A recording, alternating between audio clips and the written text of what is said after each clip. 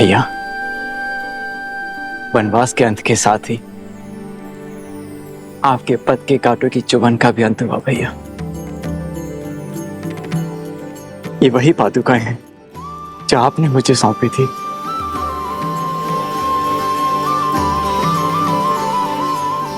आपकी अनुपस्थिति में इन्हीं के कारण अयोध्या सुखी और सुरक्षित रही। आज मैं अपनी ग्लानि से मुक्त हुआ, अपने दायित्व से मुक्त हुआ। मेरे कारण आपके शीश से छत हटी, आपके चरणों से ये पादुकाएं दूर हुई। किंतु अब आप अयोध्या का मुकुट और ये पादुकाएं ग्रहण कीजिए।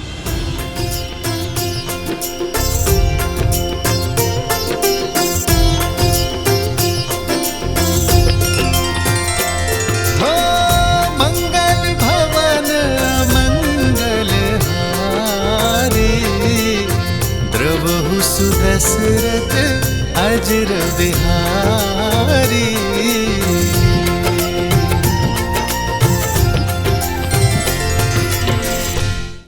भरत, भैया, आपकी अयोध्या अब आपकी हुई। आज मेरे जीवन का सबसे बड़ा उद्देश्य पूर्ण हुआ कि मैंने श्री राम को उनकी अयोध्या और अयोध्या को उनके श्री राम लौटा दिए।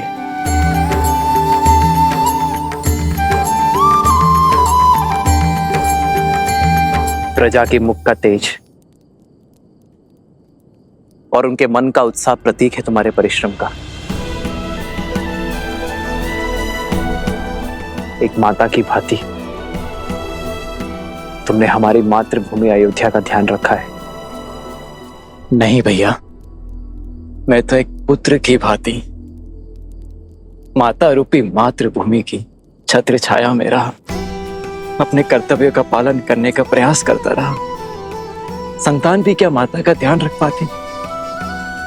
ये तो हमारी अयोध्या थी जिसने मुझे संभाला, जो मेरा संबल बनी और मुझे ममता की छांव दी।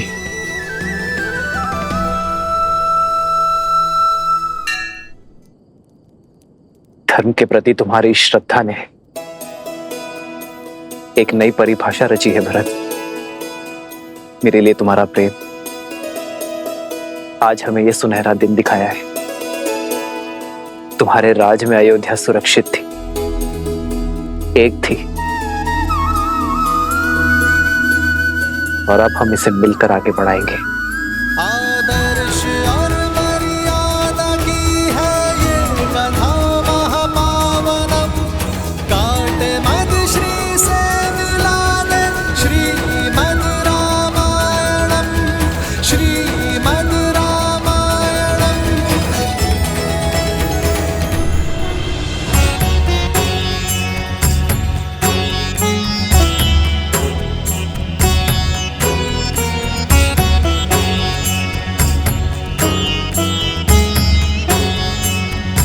श्रीमद् रामायण आयुष्मान भव।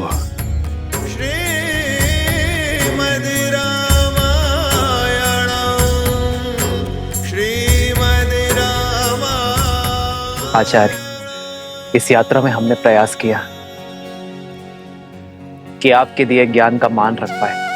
राम, मुझे गर्व है कि तुमने मेरी शिक्षा का केवल मान ही नहीं रखा, बल्कि मेरी सिखाई मर्यादा को, रघुवंश के सम्मान को शिखर तक पहुंचा दिया।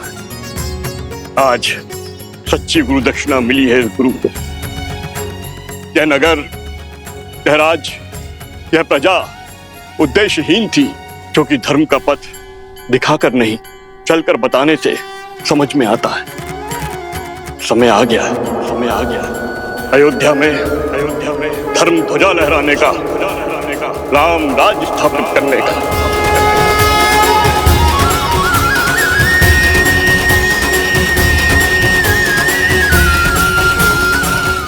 आज अमावस की रात्रि है, नगर में प्रवेश करना शुभ नहीं होगा, किंतु कल भोर प्रवेश करने के लिए सज रहना पुत्र। क्षमा चाहता हूं आचार्य, परंतु आप ही ने तो सिखाया था कि समय या मुहूर्त नहीं, व्यक्ति का मंतव्य है, उसके कर्म शुभ होते हैं। अमावस्या की ये रात्रि भी मुझे मेरे माताओं के दर्शन करने से, उनका आशीर्वाद लेने से नहीं रोक पाएगी। जिस अयोध्या की प्रजा ने 14 वर्षों तक मेरी प्रतीक्षा की है, उस प्रजा को अब एक और क्षण मैं प्रतीक्षा नहीं करवा सकता आचार्य। यदि मेरे कर्म शुभ है, मेरा मंतव्य शुभ है, तो अमावस्या की ये रात्रि भी अयोध्या के लिए उत्सव बनकर रहेगी। उत्तम। गुरु अपने शिष्य को शिक्षा देता है, यही परंपरा है, किंतु तुम्हारे जैसा शिष्य गुरु के लिए भी प्रेरणा बन जाता है। चलो, अयोध्या का राज सिंहासन अपने राजा के स्वागत के लिए प्रतीक्षारत है पुत्र।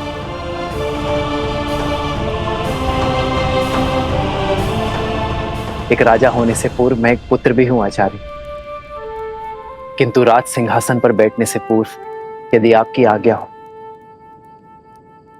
तो मैं कुछ क्षण अपनी माताओं के आंचल में बैठना चाहता हूं। उनके दर्शन किए बिना ना ये राज सुहाएगा और ना ही ये राज मुकुट।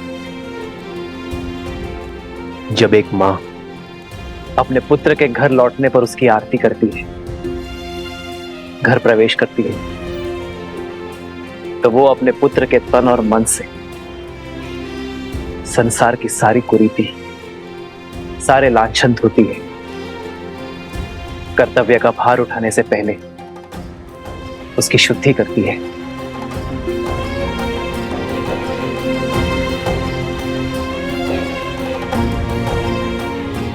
मैं भी बस वही शुद्धि की आस में हूं आचार्य।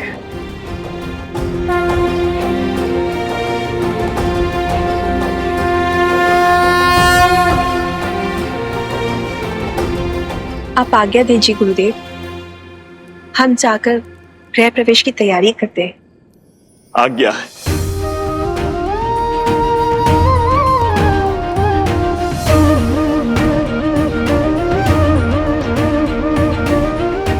प्रभु, प्रजा की प्रतीक्षा का अंत कीजिए। हाँ भैया, अयोध्या को सुख के रंगों से रंग दीजिए।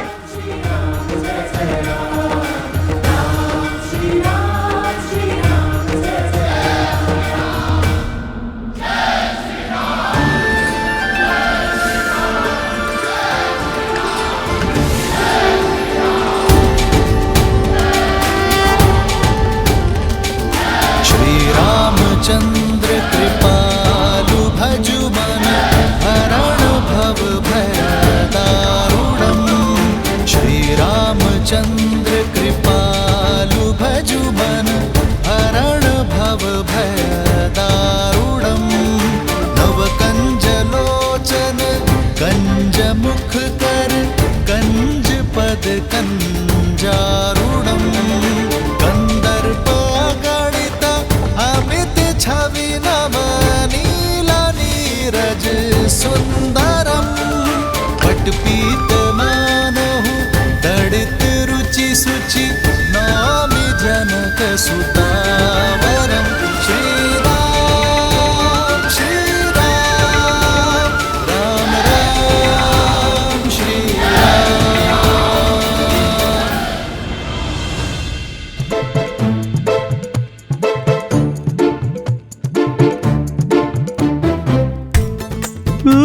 इतने सारे मिष्ठान। बहुत महीने हो गए हैं स्वादिष्ट भोजन किए हुए।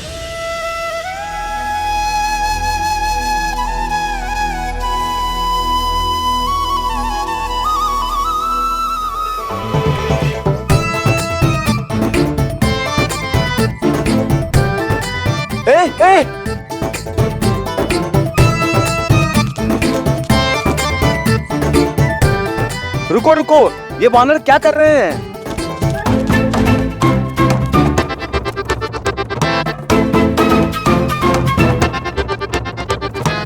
ये दुष्ट वानर तो हमारे सारे मिष्ठान लेकर भाग गए। अब हम प्रजा में प्रसाद कैसे वितरित करेंगे? डांडियों को कोई तो रोको। प्रभु, अयोध्या और इसकी प्रजा पर आपका अधिकार है और हमारा अधिकार है आपका स्वागत करना। परंतु आपके स्वागत के लिए लाए गए मिष्ठान छीनकर ये उद्दंड वानर इसे दूषित कर रहे हैं। ये वानर आपकी छवि को धूमिल कर रहे हैं प्रभु श्री राम। इन्हें अयोध्या से बाहर निकालिए प्रभु, ये रंग में भंग कर रहे हैं।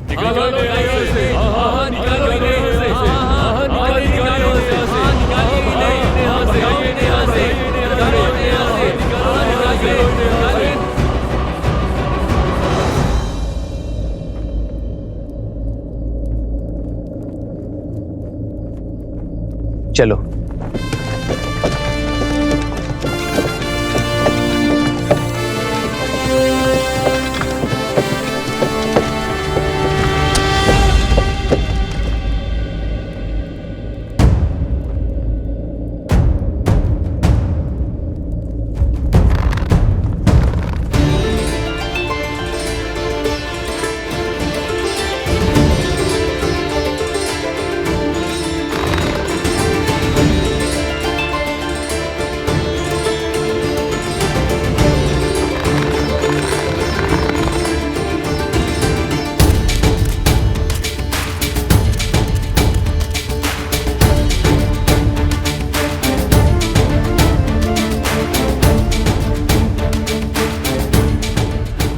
रुक जाओ, रुक जाओ।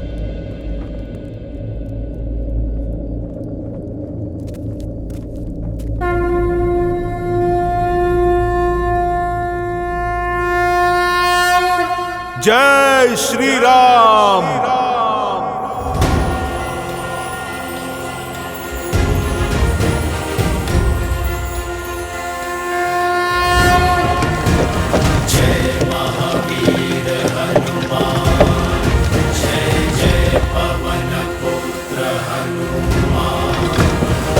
हनुमान ज्ञान गुण सागर जय कपीस तिहु लोक उजागर रामदूत अतुलित बल धामा अंजनी पुत्र पवन सुत नामा। हनुमान, रुक जा।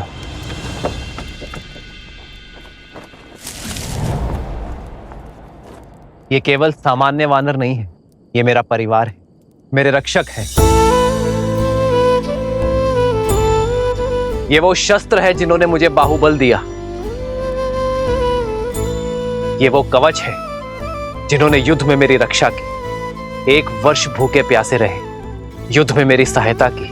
मेरे लिए इन्होंने अनेकों यातनाएं सही।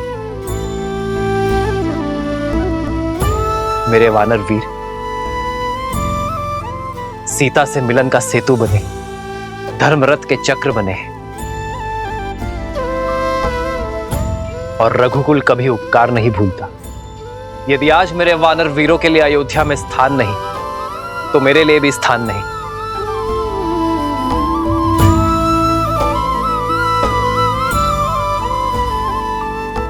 यदि आज मेरे वानर वीर अयोध्या में नहीं रह सकते, तो मैं भी अयोध्या में नहीं रह सकता।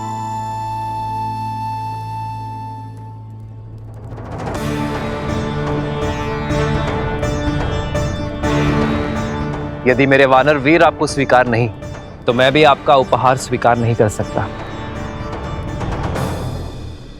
मेरे वानर वीरों का अनादर रघुनंदन का अनादर है, रघुकुल का अनादर है।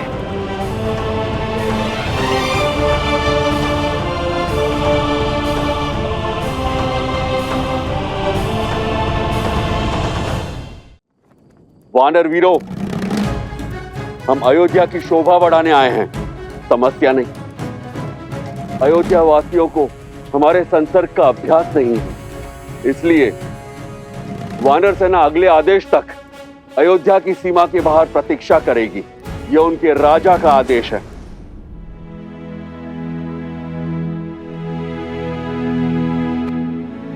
पर वानर राज, प्रभु ने अभी अभी कहा कि हम 1 वर्ष से भूखे प्यासे लड़ रहे थे। अब यदि प्रभु ये वचन दे कि हमें 1 माह तक भोजन मिलेगा, और यदि हम उस भोजन से तृप्त हो जाएं, तो हम वानरों को इस नगर से बाहर जाना स्वीकार है। उस भोज की प्रतीक्षा स्वीकार है। ये सूर्यवंशियों की अयोध्या का विराज अब तो हमारे भैया रघुनंदन श्रीराम के वक्त भी यहां पड़ चुके हैं। अब अयोध्या में कोई भी तन और मन अतृप्त नहीं रहेगा। दशरथ नंदन शत्रुघ्न, आप ये आश्वासन या फिर चुनौती दे रहे हैं? अपने स्वर में मधुरता लाओ शत्रुघ्न, क्योंकि मैं कपिराज हनुमान को चुनौती देने का स्वाद चख चुका हूं। अयोध्या के राजकुमार को धैर्य नहीं, सिंह सी धार शोभा देती है भैया। श्रीराम का भाई हूं मैं, दिए शब्द पुनः कैसे लौटा सकता हूं? अब जो शब्द मुख से निकल गए, ना ही उन्हें लौटा सकता हूं, ना ही चुनौती को। स्वीकार है। भैया शत्रुघ्न, आपके हाथ थक जाएंगे भोजन लाते लाते, पर ये प्रभु श्री राम का दास तृप्त नहीं होगा। चुनौती देना शत्रुघ्न के बालपन का स्वभाव है, और चुनौती लेना मेरे हनुमान का। पर यह चुनौती 2 मित्रों की है, शस्त्रों से नहीं, प्रेम के संधान से खेली जाएगी। और जब शत्रुघ्न ने चुनौती का प्रहार कर ही दिया है, तो उसे हनुमान के प्रतिवार से उसे केवल हनुमान और शत्रुघ्न की माता सीता ही बचा सकती है।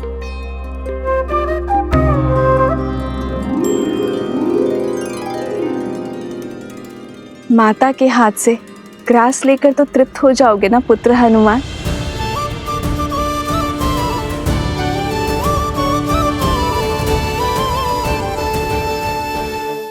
जय श्री राम, जय श्री राम, जय श्री राम। सियावर रामचंद्र की।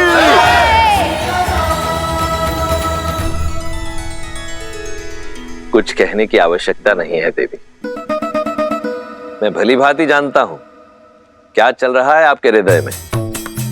जिन श्री राम के इस संसार के आगमन के उत्सव में हम सम्मिलित हुए, जिनके विवाह उत्सव का हम भाग बने, उनके अयोध्या पुनरागमन के समारोह में भला हम कैसे नहीं जाएंगे।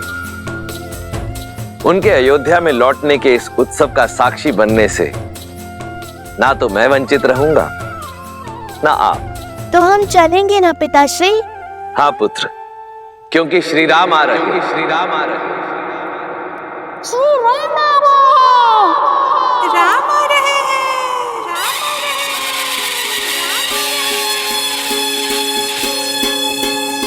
नई और भई सूरज जागा पाए अमृत ये मन प्यासा, पतझड़ बीता मधुरत आई, जीवन में जैसे सुध पाई। सुखी धरा पे जैसे महबर से ठंडक पाए नैना तर से, महायुद्ध अयोध्या ने जीता, लौटे हैं राम लखन सीता। हमरे राम जी सिया पधारे सरयू के किनारे, द्वार सजाओ संग साथिया, सौभाग्य है जगरे दुख दूर भय सारे, स्वागत में नाचो संग साथिया।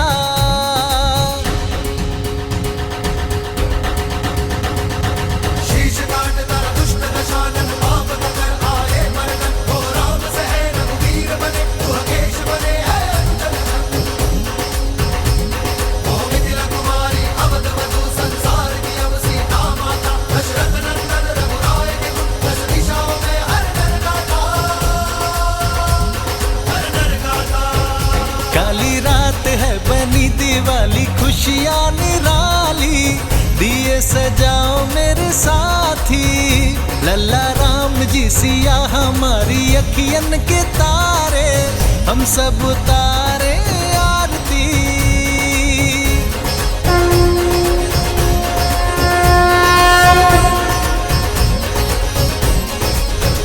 श्री रामचंद्र कृपालु भज मन, हरण भव भय दारुणम, नव कंज लोचन कंज मुख कर, कंज पद कंजारुणम। सिया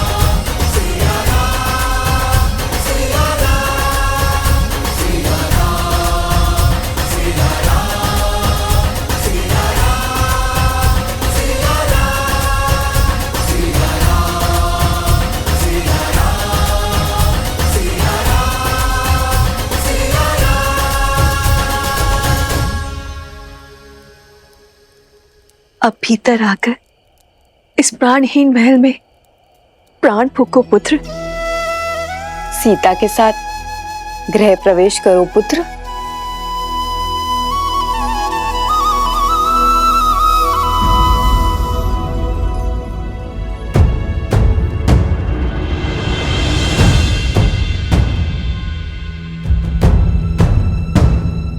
क्या हुआ पुत्र? इन हाथों ने पुण्य स्थापित करने के लिए बहुत बड़ा पाप किया है मां।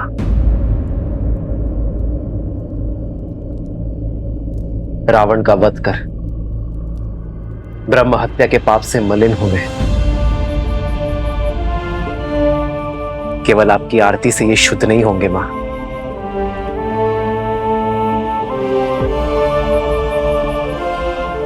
तो क्या हमारे स्नेह में या आरती में कोई कमी रह गई है पुत्र?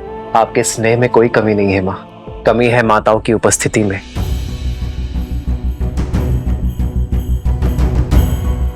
आरती करने वाली एक माता के ना होने में है।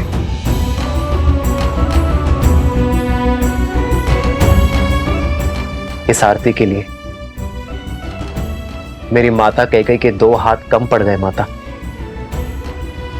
कैकेयी के दुख और लज्जा का भान नहीं है तुम्हें। कहती है फिर तुम्हें कभी मुख नहीं दिखाएगी। उसे भय है कि तुम्हारा सामना करने में वो सक्षम नहीं। उसने संदेश भिजवाया है कि वो राम से दृष्टि मिलाएगी तो वो जी नहीं पाएगी। उसकी आत्मा उसका शरीर छोड़ देगी और तुम्हारे गृह प्रवेश में वो कोई अपशगुन नहीं चाहती। फिर तो वनवास से भी बड़ा संकट हो जाएगा मां। माता कैकेयी का ना आना अपशगुन होगा।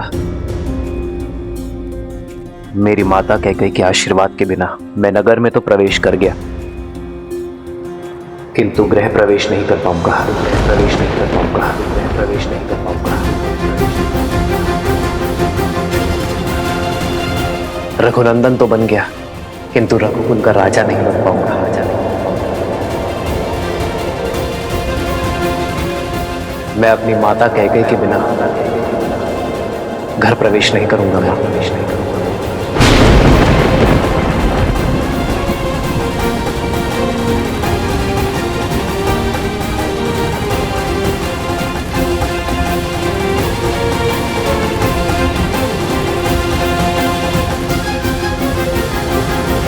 राम, आपकी प्रतीक्षा केवल रघुकुल का यह आंगन ही नहीं, अयोध्या का हर आंगन कर रहा था। प्रजा की प्रतीक्षा को परीक्षा में न बदलो पुत्र, आगे बढ़ो। माता कैकेयी की उपस्थिति के बिना कैसे आगे बढ़ूं आचार्य? जिस माता ने बालपन से अपने हृदय में बिठाया, उन माता कैकेयी की अनुपस्थिति में अयोध्या का राज सिंहासन कैसे संभालूं? भैया, सूर्य का धर्म होता है सबके लिए उदय होना, और केवल एक के लिए वो अपने कर्तव्य से पीछे नहीं हट सकता। लज्जा का भार ममता पर हावी है, और इसीलिए रानी कैकेयी ने स्वयं को एक कक्ष तक सीमित कर लिया है। जब मन में ही ग्लानि हो तो आशीर्वाद के लिए हाथ कैसे उठ सकते हैं? और केवल उनके लिए आप अयोध्या की प्रजा को आशीर्वाद देने उठे हाथों की उपेक्षा नहीं कर सकते। आइए ना भैया, गृह प्रवेश कीजिए ना। घर क्या होता है भरत? दीवारें, छत, या वो आश्रय जो सुविधाओं से तो भरा है, किंतु उसमें प्रेम का वास नहीं। घर का प्रारंभ होता है मां से, और यदि माता का मन ही अशांत हो तो घर शांत कैसे हो सकता है भरत? यदि आज मैं अपनी माता की लज्जा का अंत ना कर पाया तो उसी ग्लानि का अंग बनना स्वीकार है मुझे। माता कैकेयी के आशीष के बिना मैं गृह प्रवेश नहीं करूंगा। राम, तुम्हारे कर्म और विचार दोनों शुद्ध हैं। तुमने अधर्म का अंत कर धर्म की ध्वजा लहराई है। संसार का तारक स्वयं ग्लानि के सागर में कैसे डूब सकता है? किस काम के मेरे वो सुकर जो मेरे माता के मन की पीड़ा न हर सके। जो माता की पीड़ा न समेट पाया वो प्रजा का कष्ट कैसे हर पाएगा आचार्य? श्री राम उचित कह रहे हैं आचार्य। इस समय पुत्र का कर्तव्य राजा के दायित्व से बड़ा है।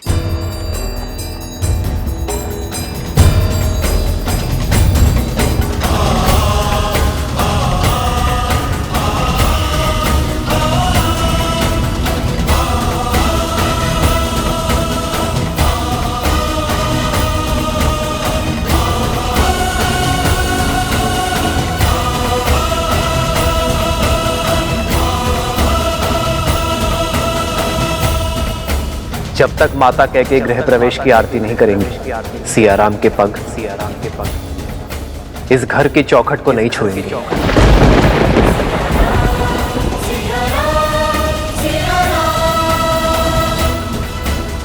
हमें महारानी कैकेयी को बुलाना ही होगा, अन्यथा सूर्यवंश सूर्य सा तेजस्वी राम खो बैठेगा।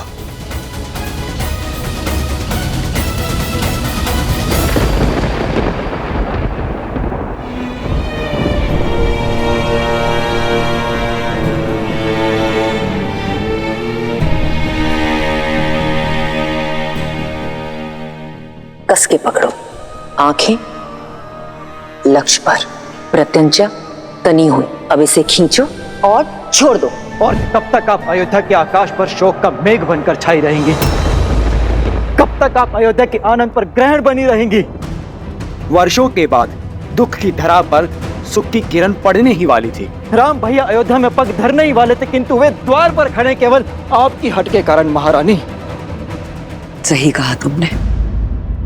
अपने कुकर्मों का भार अपनी मृत्यु शैया तक ढोऊंगी मैं। अपने एक पुत्र को सिंहासन पे बिठाने की चेष्टा में मैंने अपने दूसरे पुत्र को वन की अग्नि में झोंक दिया। अब शकुन का दूसरा रूप हूं मैं। राम के आने की शुभ घड़ी को अपनी उपस्थिति से मैं अशुभ कैसे कर दूं? कैसे दृष्टि मिलाऊंगी मैं अपनी राम से? कैसे? आपका दुख, आपका पश्चाताप ना ही आपके द्वारा किए गए कुकर्मों को मिटा सकता है और ना ही आपके प्रति राम भैया के प्रेम को। आपने चाहे जो भी अनिष्ट किए, किंतु भैया सदा आपको अपनी माता मानते हैं। आपसे जो भी अपराध हुआ वो क्षमा योग्य तो नहीं, किंतु आप अपनी ग्लानि की अग्नि में राम भैया के आनंद के वेला को नहीं झुलसा सकती। किंतु राम भैया अडिग हैं कि जब तक आप उनके द्वार पर आरती नहीं उतार देती, तब तक वो ना ही भीतर आएंगे और ना ही राज्याभिषेक करवाएंगे। चलिए, ईश्वर के लिए चलिए। मैं नहीं आ सकती। कैकेयी की राजकुमारी शक्तिशाली थी, किंतु अपने पुत्र के लिए श्राप लेने वाली ये अभागन मां दुर्बल है। भय है मुझे कि अपने राम के समक्ष आते ही मेरा हृदय मेरे साथ कोई छल न कर बैठे, मेरी धड़कन रुक न जाए। यदि ऐसा हुआ तो एक बार फिर मेरे राम का मार्ग रुक जाएगा। मेरी मृत्यु के कारण मेरे राम के आगमन की शुभ घड़ी अशुभ घड़ी में बदल जाएगी। नहीं, मैं ये पाप कदाचित नहीं होने दूंगी।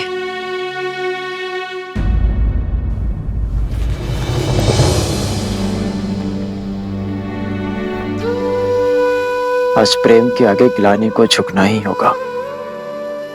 आपको चलना ही होगा। नहीं चल सकती मैं भरत। क्षमा कर दो मुझे। समझाओ मेरे राम को कि मेरा मन और विवेक मेरे वश में नहीं। अब परंतु प्रभु से सिर्फ इतनी ही प्रार्थना है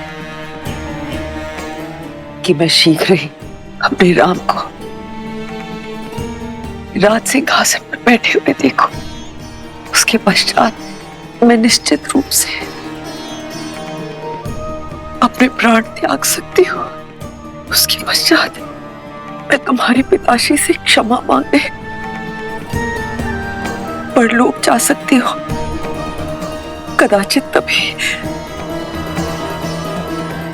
मेरी आत्मा को शांति मिलेगी। क्षमा कर दो भरत, क्षमा करो। निर्बलता के इस क्षण में कैकेयी को विश्वास दिलाने का बल देना नारायण, कैकेयी को राम की दृष्टि मिलने का संबल और उसे आशीर्वाद देने का साहस देना। राम के लिए, अयोध्या के लिए कैकेयी का चित्त शांत करना होगा आपको।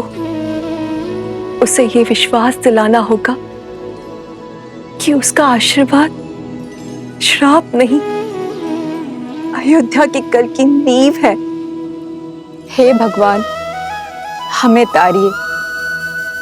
14 वर्ष तक अयोध्या ने प्रतीक्षा के आंसू पिए हैं। इस प्रतीक्षा का अंत कीजिए। अब क्या होगा?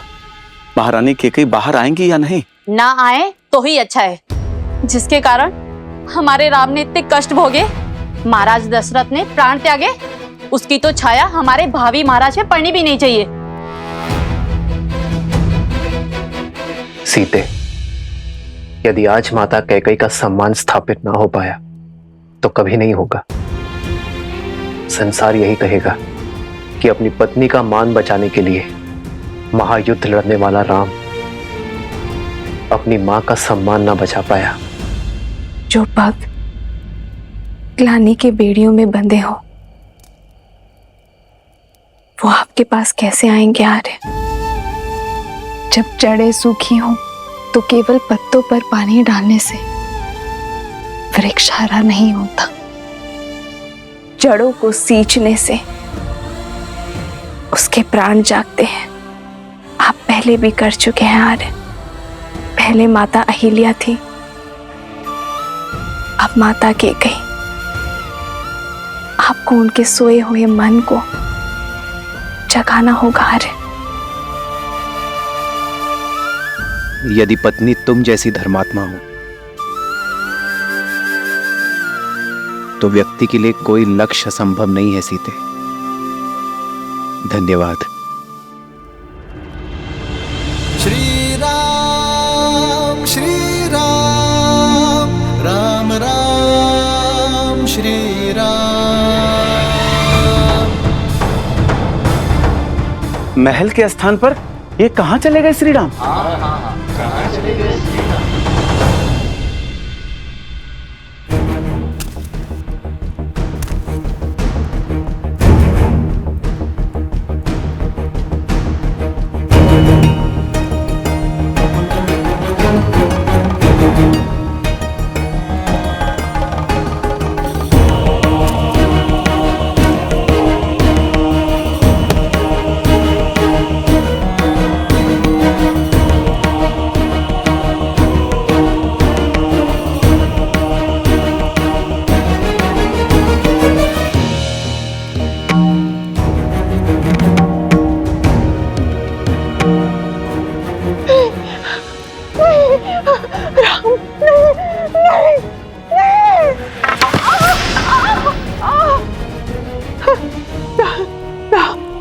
राम, क्षमा करें श्री राम, क्षमा करें।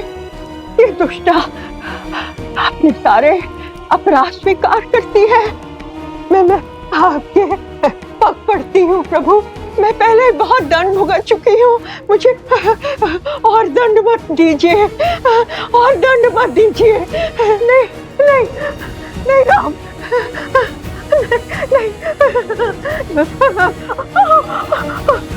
नहीं।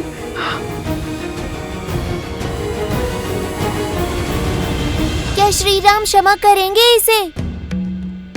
इतना करने के पश्चात तो रावण को भी क्षमा नहीं मिली थी। इसे तो जितना दंड मिले उतना कम है। यही तो थी जिसने महारानी कैकेयी के मन में अधर्म का, अन्याय का और ईर्ष्या का बीज बोया।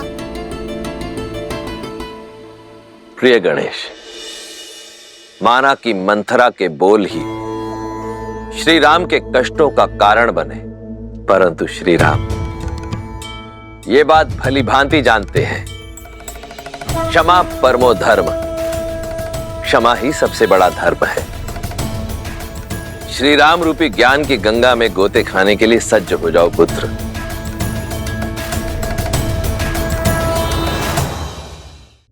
जिसे भय मार रहा हो उसे और क्या दंड दिया जाए? आपका भय ही आपका दंड है मंत्रा। किंतु तुम यहाँ?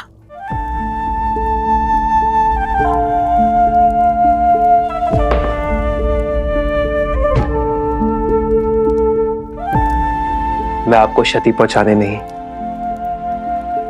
मुक्ति दिलाने आया हूं। कैसे न रो राम, मुझ पर क्रोध नहीं आता। अयोध्या के 14 वर्ष के दुष्काल का कारण हूं मैं। तुम्हारे वनवास का कारण महाराज दशरथ की असमय मृत्यु का आधार हूं मैं। मेरे इन अपराधों को दंड देने का मन नहीं चाहता। आपने कुछ नहीं किया मंत्रा, ये तो नियति थी, समय था जो ऐसा चाहता था। आप तो केवल निमित्त है मंत्रा। यदि आप नहीं करती तो कोई और करता, किंतु होता यही, ये राम वनवास ही जाता।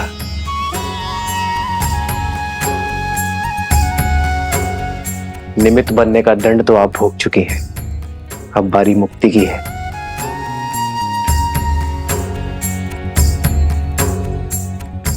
आइए आइए मंत्रा।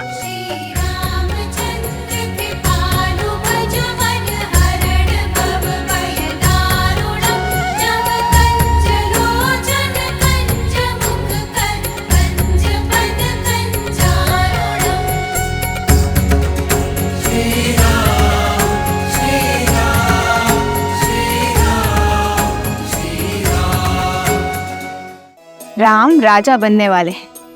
यथा राजा तथा प्रजा।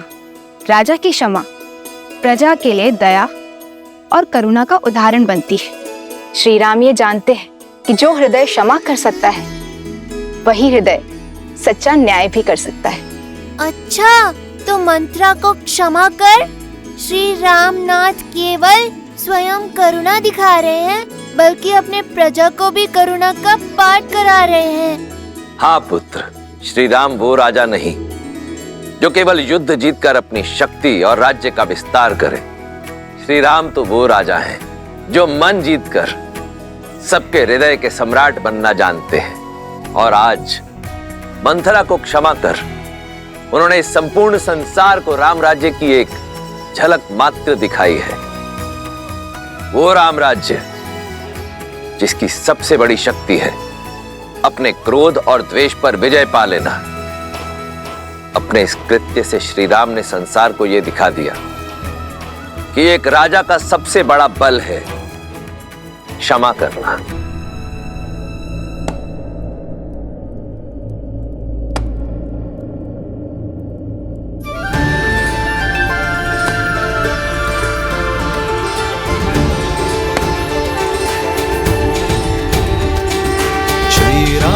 चंद्र कृपालु भजु मन हरण भव भय दारुणम। नव कंज लोचन कंज मुख कर कंज पद कंजारुणम। कंदर्प गणित अमित छवि नव नीला नीरज सुंदरम। पटपीत मानहु तड़ित रुचि सुचि नौमि जनक सुतावरम। श्री राम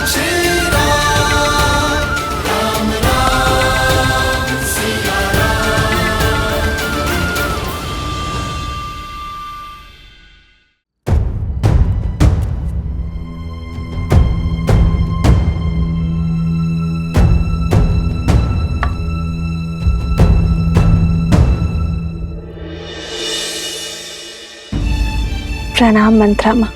बस बस बस, खुश रहो पुत्री, सुखी रहो। जो प्रणाम करते हैं उन्हें आशीष दिया जाता है, और हमें आपसे केवल एक ही आशीष चाहिए माँ, कि हम अपने कैकेयी माता के आशीष से वंचित ना रहें। कैकेयी माता को ग्लानि के भंवर से निकालकर हमारे सामने ले आइए माता। उनके संताप का अंत केवल आप ही कर सकती हैं, क्योंकि जब तक वो बाहर आकर हमारा गृह प्रवेश नहीं करेंगी, हम भीतर नहीं आएंगे। सीते,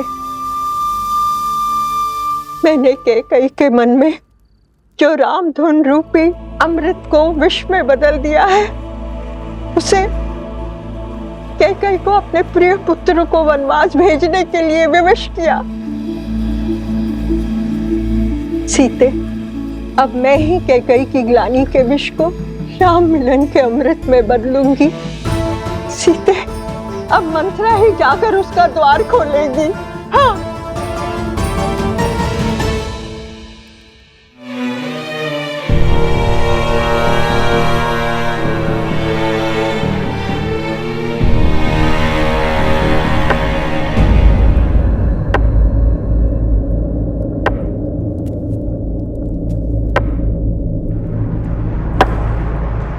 रुक जाओ।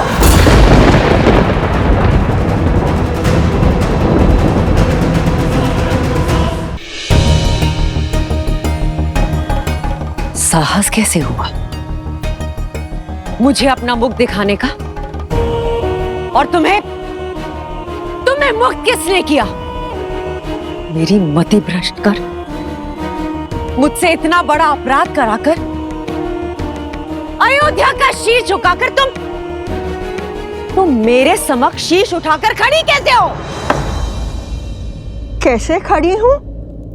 ये प्रश्न तब नहीं पूछा जब तुम्हारे बचपन से अपना घर, अपना परिवार, अपना संसार छोड़कर दिन रात केवल तुम्हें संभालने के लिए खड़ी हुई थी।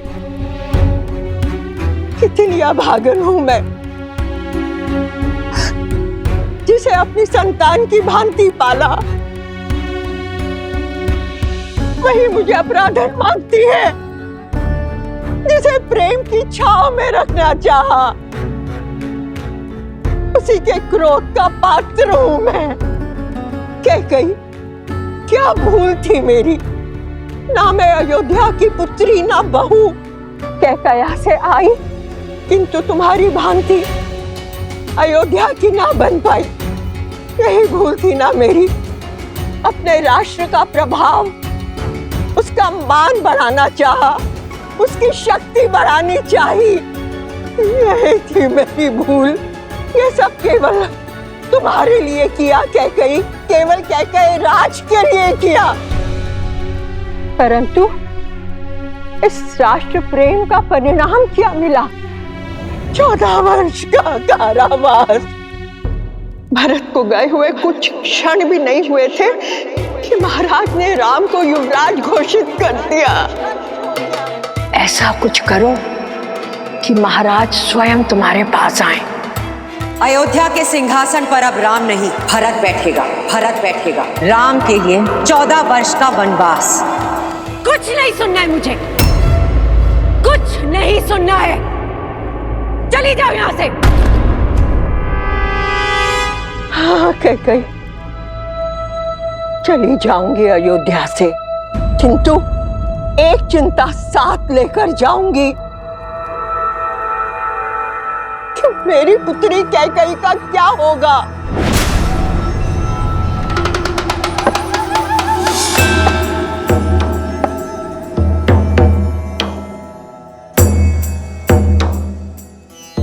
लौट आया है राम। अब देखना कैसे उसके क्रोध की बेड़ियां तुम्हारी स्वतंत्रता को जकड़ती हैं। कुछ भी करके राम को रोक लो कैकेयी, अन्यथा तुम और तुम्हारा भरत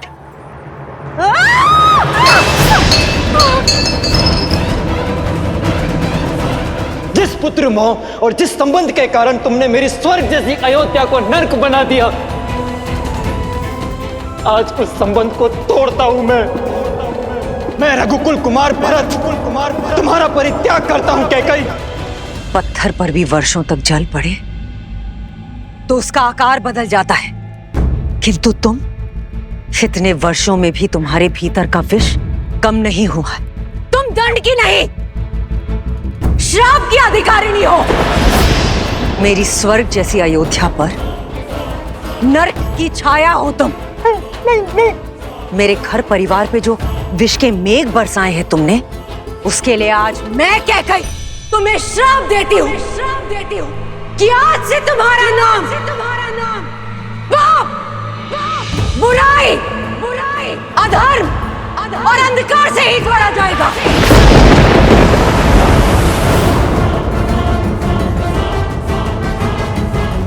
सुख की सूचक तुम कभी नहीं बन पाओगे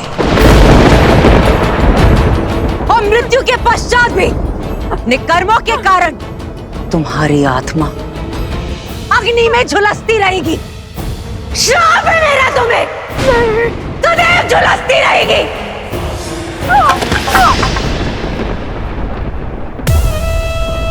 दासी हूं ना, जो स्वामी दे सर माथे पर। जाते जाते भी कैकेयी केवल तुम्हारे हित के बारे में सोचूंगी। तुम्हारा लाभ ही मेरे जीवन का उद्देश्य है।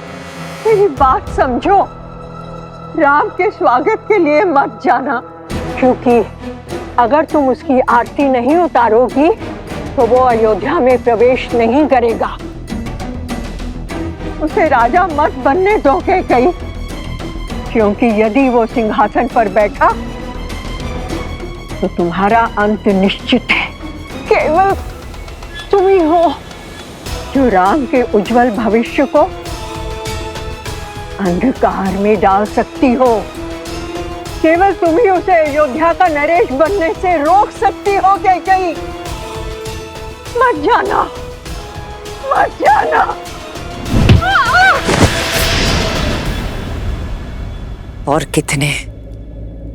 और कितने पाप कराओगी मंथरा? खेद है मुझे कि मैंने कभी तुम्हें अपनी माता माना था।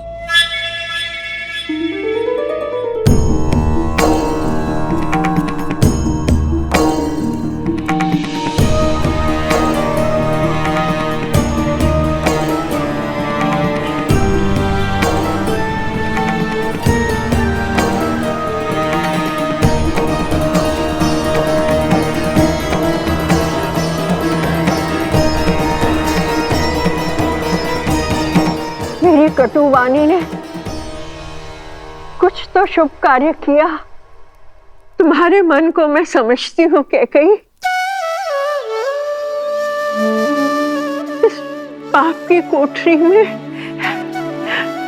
मेरे दुष्ट भाव ने तुम्हें डाला था, किंतु मैं जानती थी कि मेरे कटु वचन ही तुम्हें इससे बाहर निकालेंगे। कैकेयी की दृष्टि में दोषी बनकर मैंने राम काज पूर्ण कर दिया। हे प्रभु, क्षमा तो दे चुके हो, अब दया दृष्टि दीजिए प्रभु।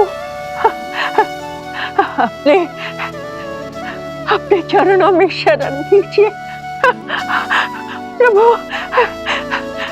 अपने चरणों में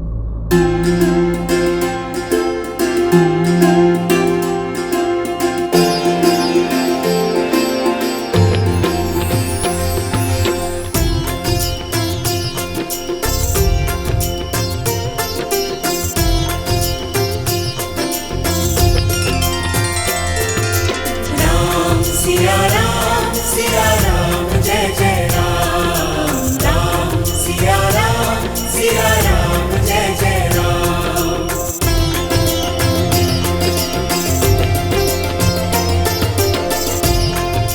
भोर की किरण के साथ जीवन का तेज भी लौट आया है। कैकेयी माता आ गई है आर्य।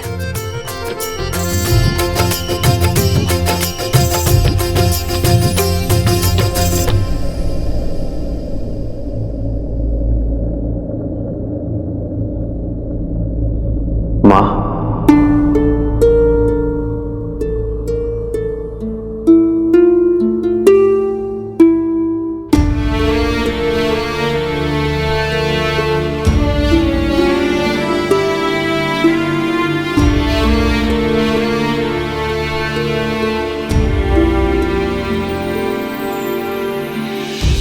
ग्लानि के आंसू है गंगा जल, कह के प्रभु करते अभिनंदन। मुख मुस्कान हृदय में, कैकेयी त्रास हरे रघुनंदन। माँ का श्राप भी वर से कम ना, हर सपूत श्री राम सबन्ना।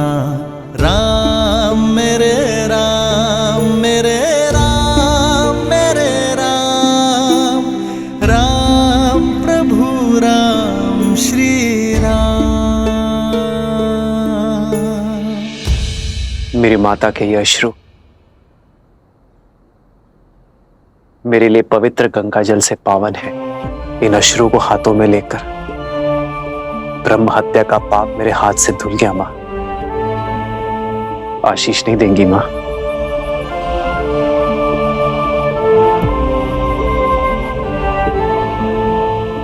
आयुष्मान भव।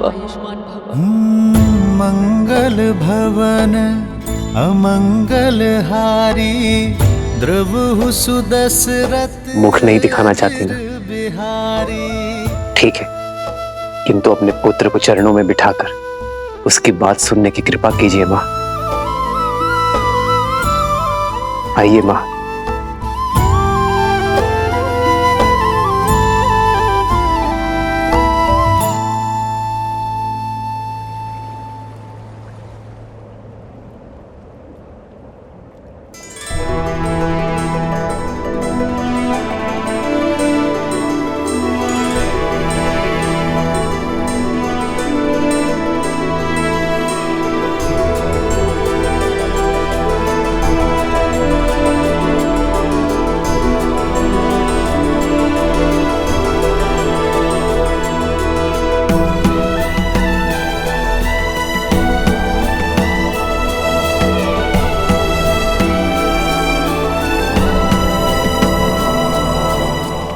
बैठिए माँ।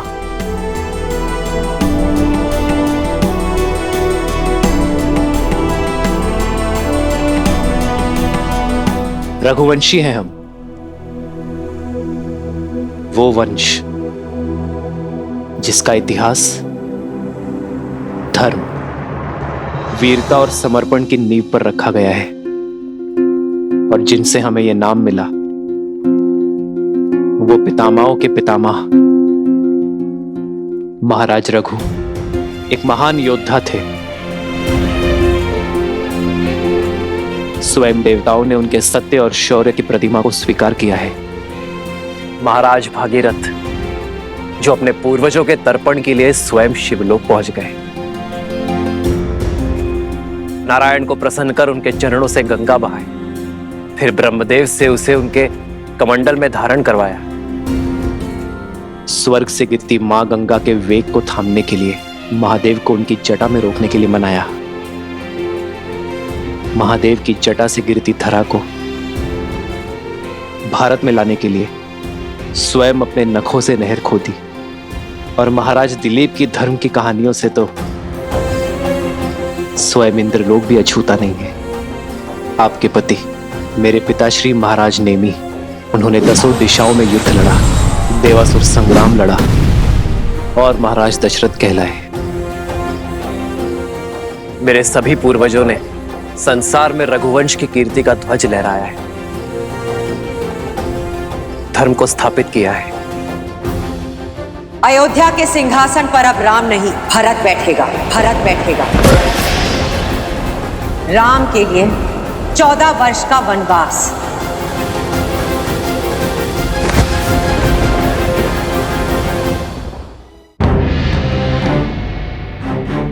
पर सोचिए मां, इतने प्रतापी योद्धाओं में से किसी ने दक्षिण की ओर प्रवास करने की इच्छा नहीं की, किसी ने वहां धर्म का ध्वज नहीं लहराया। वो अवसर मुझे मिला मां, मुझे, और वो अवसर मिला आपके कारण। यदि आप मुझे वन में ना भेजती तो रावण का अंत कैसे होता मां? संसार में मर्यादा और धर्म की स्थापना कैसे होती यदि आप ना होती? तो इतना बड़ा समाज, मेरे वानर वीर, रीछ, असुर, ये सभी धर्म और ज्ञान की गंगा से वंचित रह जाते मां। मां, यदि आप ना होती तो समस्त दक्षिण आज उत्तम धर्म का सुख नहीं भोग पाता मां। मां, आपका दिया ये वनवास समस्त आर्यवर्त के लिए वरदान बना। वो आप ही थी जिन्होंने महाराज दशरथ से लड़कर हम भाइयों को गुरुकुल भेजा। मां, वो आप ही थी जिन्होंने रावण का अंत और मर्यादा की स्थापना का आधार रखा। ये जो मेरे मित्र हैं, मेरे सहायक, मेरे वानर वीर, जिन्होंने मेरी रक्षा की, ये केवल मेरा राज्य अभिषेक देखने नहीं आए हैं मां, केवल यहां भोज खाने नहीं आए हैं। ये उस माता के दर्शन करने आए हैं जिन्होंने 14 वर्ष का एकाकीपन काटकर भी अपने पुत्र को समाज और धर्म की रक्षा के लिए भेजा। जिसे आप अपराध समझ रही हैं, वो मेरे वानर वीरों के लिए उद्धार बना। इतना घोर लांछन सहने पर भी आपने संसार में मर्यादा और धर्म की स्थापना में योगदान दिया है मां।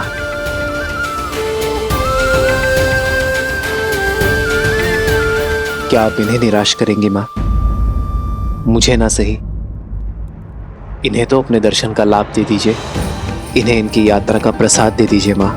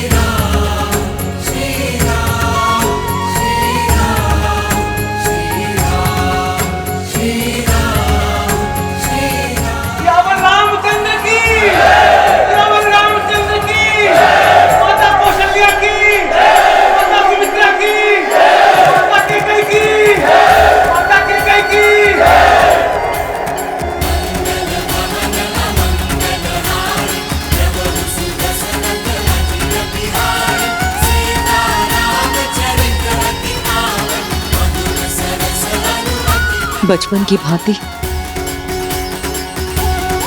इस बार भी मुझे मना ही लिया तुमने।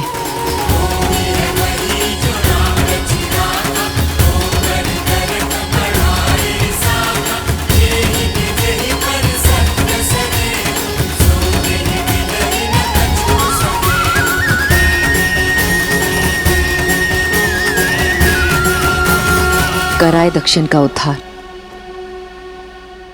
किंतु अब मेरे राम को राजा बनना होगा। अयोध्या को, अपनी प्रजा को आगे ले जाना होगा। अपने वंश को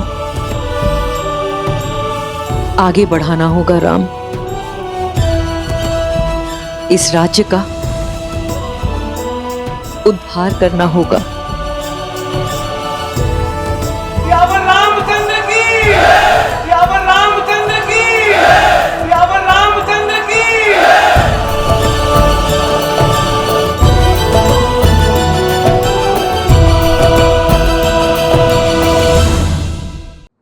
आज अयोध्या के मन से दुख के बादल छट गए और मेरा परिवार पूरा हो गया। राम, सीता, तुम दोनों अंधेरे जीवन में प्रकाश का दीप हो। दुखियारे जीवन में सुख और प्रीत हो। पुत्र की विजय पर माता का मुख उत्साह से दमकता है। आपकी आंखों में प्रसन्नता के अश्रु होने चाहिए माता। सत्य कहा तुमने सीता। मेरे कारण अयोध्या पर जो कलंक और ग्रहण लगा था, आज अयोध्या उससे मुक्त हुई है।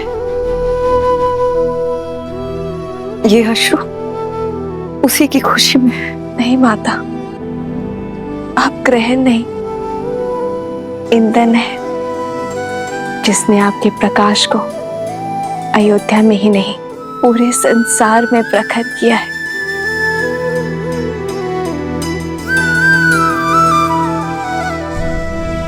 भरत भैया, सबके मन हल्के हो गए हैं। अब आप भी अपने मन का भार उतार दीजिए। नियति के लेख का दंश माता को मत दीजिए भैया। क्षमा कर दीजिए उन्हें।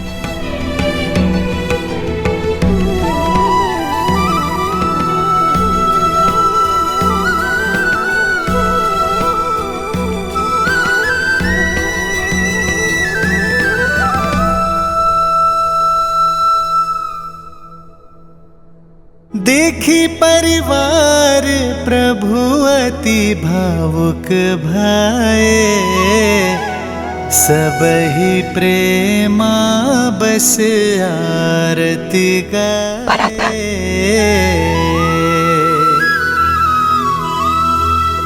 आगे सिया रामा सुख पाए, मनहु मोह माया मिटाए।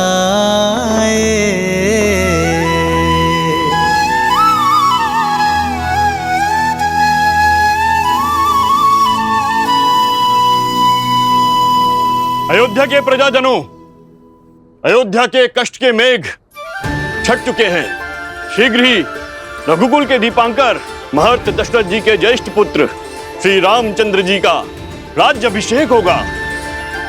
राज सिंहासन पर विराजमान होने की उत्तम तिथि एवं मुहूर्त शीघ्र घोषित होंगे और आप सब लोग उसमें आमंत्रित होंगे।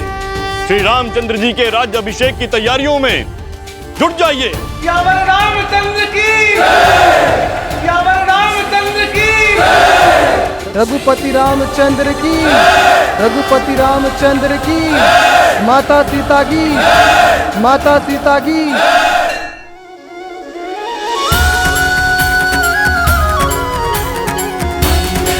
जय श्री राम, जय श्री राम, जय श्री राम, जय श्री राम।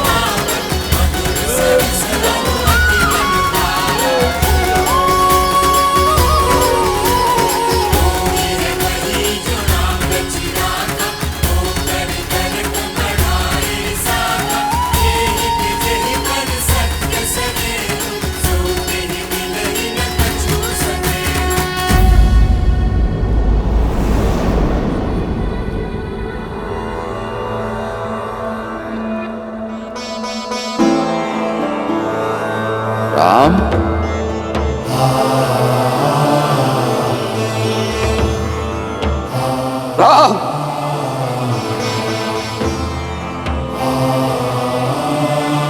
भरत आपके लिए कुछ भेंट लाया पिताश्री।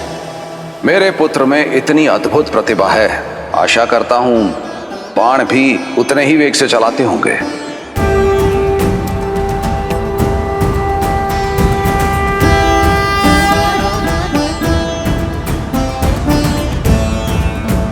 आपका राम लौटा है पिताश्री, अपना दायित्व पूर्ण करके। किंतु आज आपके सामने रावण का वध करने वाला योद्धा नहीं खड़ा है, अपने पिता की आज्ञा का पालन कर लौटा पुत्र खड़ा है।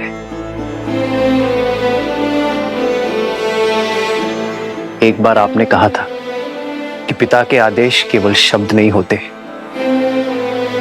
वो कुल का आदर्श स्वप्न, यश, प्रतिष्ठा और सम्मान की धुरी होते हैं। आपने सत्य कहा था पिताश्री।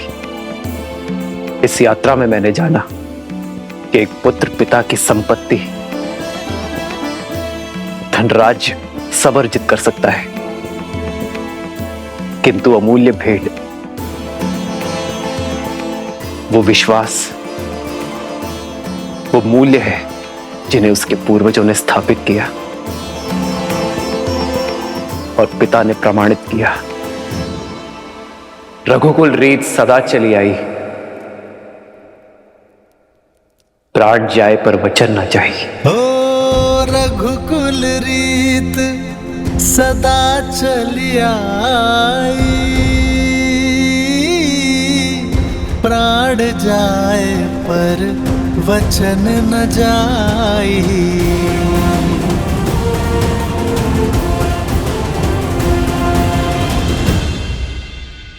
मित्र, इतना समय हम आपके साथ रहे, आप हमें जानते हैं और हम आपको। किष्किंधा वासियों के मन में इच्छा है कि हमें भी अयोध्या देखने का, जानने का सौभाग्य मिले। हाँ प्रभु, हम सबने अयोध्या के बारे में बहुत सुना है और अब प्रभु जानना चाहते हैं। अवश्य हनुमान, कुछ क्षण आप सभी विश्राम कर लीजिए, मैं स्वयं आप दोनों को अयोध्या भ्रमण के लिए ले जाऊंगा। 14 वर्ष बीत गए, मैंने अपने राज्य का भ्रमण, अपने अयोध्या के दर्शन नहीं किए। महर्षि मुग्दल के स्वागत के साथ अयोध्या भ्रमण भी हो जाएगा। दीदी,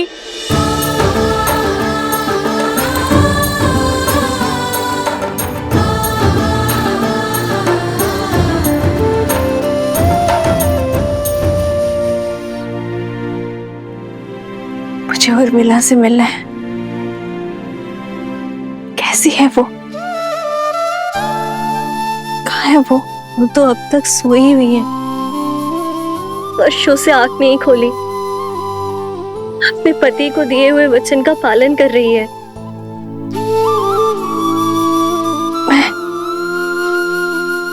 मैं देखना चाहती हूँ उसे, अभी इसी क्षण। मुझे ले चलो उसके पास। हाँ। रुक जाओ सीते,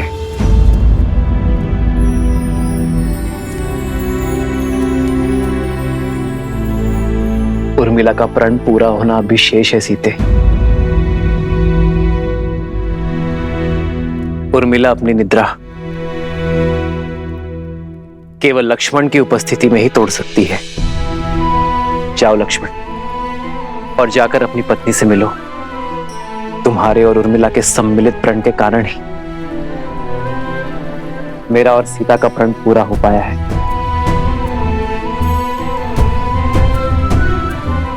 उर्मिला ने महल में रहकर इस घोर निद्रा का दंश भोगा है, किंतु अब सेवा और संकट का समय समाप्त हुआ मेरे भाई। अब तुम्हारा प्रथम कर्तव्य अपनी गृहस्थी संभालना है। ये शुभता पूर्वजों के गति के कारण आई है। जाओ लक्ष्मण, और उर्मिला को निद्रा से जगाओ।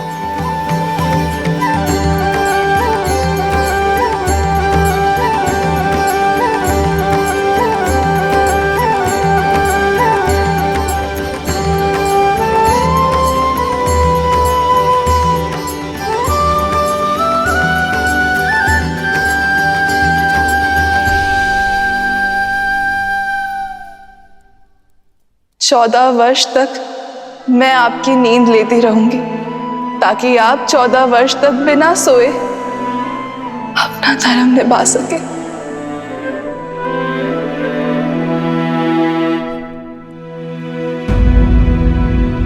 किंतु जो इतने वर्षों से नहीं जागी हैं, वो अभी जागेंगे क्या? मुझे तो बहुत घबराहट हो रही है। श्रुतकीर्ति, निद्रा 4 प्रकार के होते हैं: परिश्रम, मदिरा, मोह और दुख। परिश्रम से आई निद्रा सूर्य के प्रकाश से खुलती है। मदिरा से ऐसी निद्रा आती है जो चेतना के जागने से खुलती है। मोह की निद्रा ज्ञान प्राप्ति से खुलती है। और दुख से आई निद्रा मृत्यु का कारण बनती है।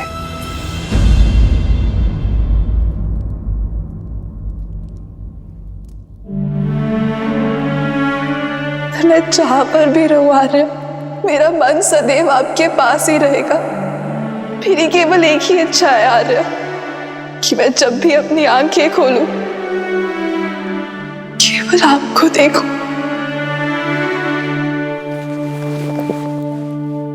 उर्मिला, कैसी अभागन हूं मैं। मेरे लक्ष्मण और उर्मिला मेरे कर्मों का भुगतान कर रहे हैं। नहीं मां, उर्मिला की निद्रा कोई श्राप नहीं है। ये तो उसका तप है, प्रेम की शक्ति है। उर्मिला केवल अपनी निद्रा ही नहीं, लक्ष्मण की निद्रा भी ले रही है। ये तो निद्रा देवी का आशीर्वाद है लक्ष्मण और उर्मिला दोनों को।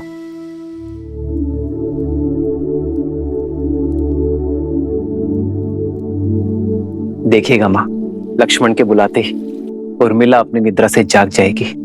उठो उर्मिला, आंखें खोलो, देखो,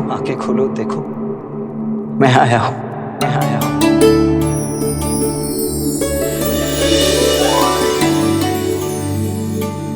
आर्य, आप, हे महादेव, आपके वनवास के प्रस्थान का समय हो गया। आपके प्रस्थान हेतु सहायता करने के बजाय अपनी निद्रा पूरी कर रही थी। क्षमा कीजिए आर्य। कैसी क्षमा उर्मिला, अब किसी को कहीं नहीं जाना है। पर पिताश्री का वचन और राम भैया का प्रण पूरा हुआ उर्मिला। भैया का भी और तुम्हारा भी।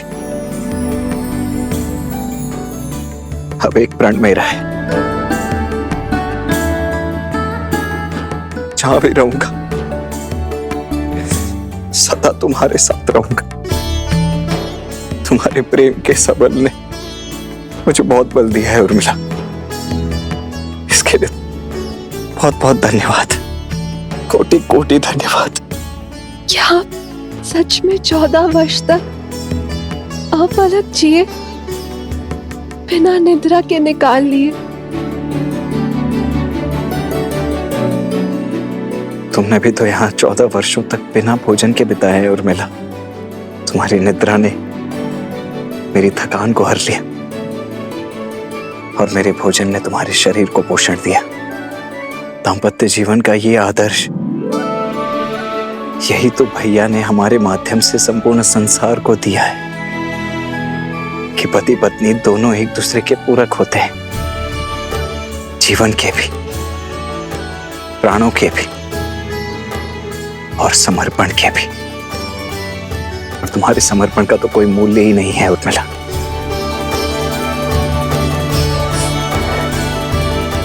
अब चलो, पूरा परिवार, समस्त अयोध्या और विशेषतः भाभी माँ तुमसे मिलने के लिए अत्यंत व्याकुल है। मैं भी आ रही हूँ। आओ दीदी।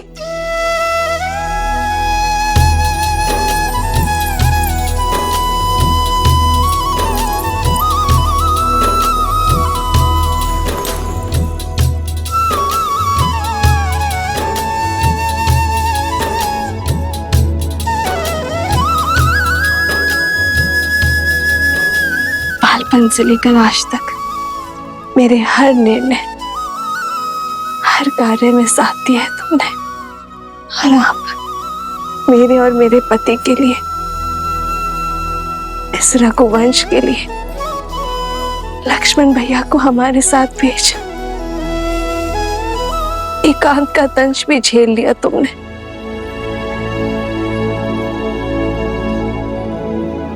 ना जाने ये ऋण कैसे चुका पाऊंगी मैं। और अब तुम मुझसे छोटी नहीं रही उर्मिला, तुम इस संसार के सबसे बड़ी सतियों में से एक हो। मैं वो चंद्रमा हूँ जो अपने दीदी के प्रकाश से तेज पाता है। मैं आपसे कभी बड़ी हो ही नहीं सकती दीदी। और रही बात बहनों के बीच, ऋण की बेड़ी नहीं, आलिंगन का बंधन होता है।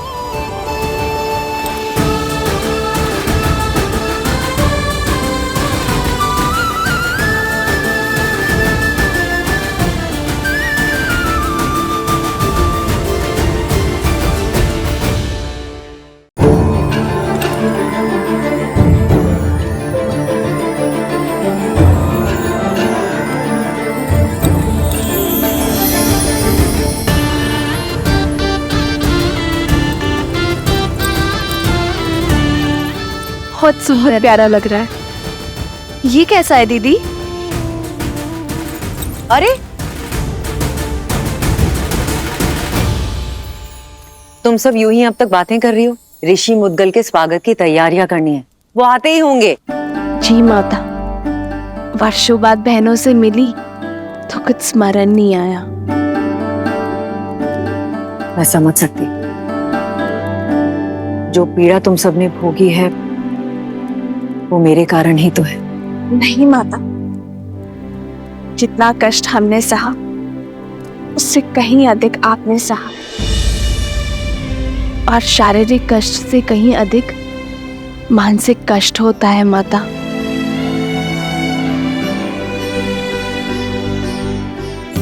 धन्यवाद मेरी पुत्री, किंतु अब कष्ट के और पीड़ा के दिन समाप्त हुए। प्रसन्नता से ऋषि मुद्गल का स्वागत करते हैं, उनसे उपदेश लेते हैं। जो कष्ट और पीड़ा मेरे पुत्रों ने भोगी, वो मेरे पोतों को ना भोगनी पड़े।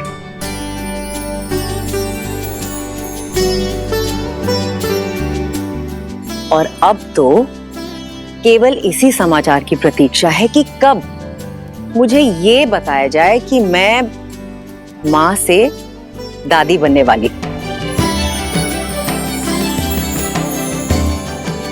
अरे तुम सब यूं ही शर्माती रहोगी या चलोगी मेरे साथ? शीघ्र चलो और गुरुजी का आशीर्वाद लो। जी।